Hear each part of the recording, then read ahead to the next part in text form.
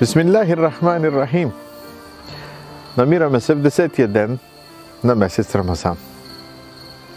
Първата десятка замина. Вече свикнахме с благоприятните дни и това, което ни дарява този свещен месец. Днес искам да ви разкажа една история, свързана с един футболист. Той човек си спомня, когато бил млад, че трябвало да отиде на един турнир по футбол в чужда държава. Той бил мюсюлманин. Когато отишъл там, вечерта толкова се притеснявал за следващия матч, че трудно заспал. Кланял се, направил своята дуа и в същото време от хотела погледнал съперниците какво правят.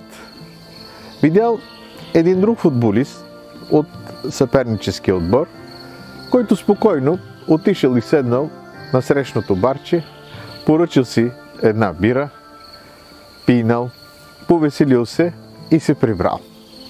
На другия ден, когато станал мача, нашия футболист бил изненадан в това, че те загубили мача.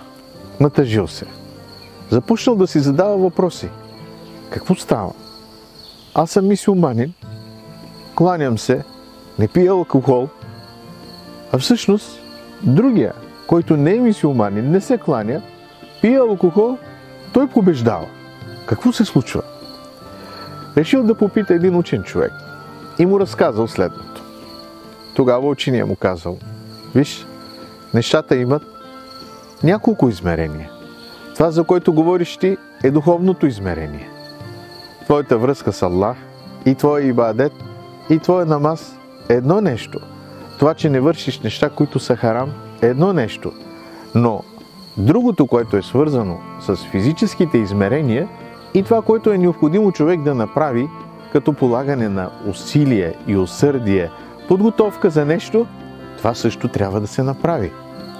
Аллах е поставил в този свят закони и те важат за всички хора, независимо от това, от каква религия са. Ако един човек работи и се труди усърдно, то той ще получи печалбата, независимо от това дали е мюсюлманин или не е мюсюлманин.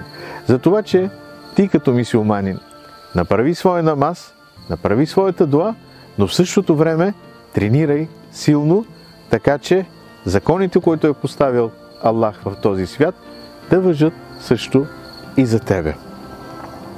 Всеки един от нас трябва да се замисли дали само е необходимо да правим намаз и да се кланяме и да се пазим от нещата, които са харам, а в същото време да оставим усърдието, да оставим труда и да чакаме резултат. В този прекрасен месец ние също очакваме такъв резултат. Веднъж духовно измерение и втори път в физическо измерение. Благодаря ви. Вассаляму алейкум ва рахметуллахи ва баракатуху.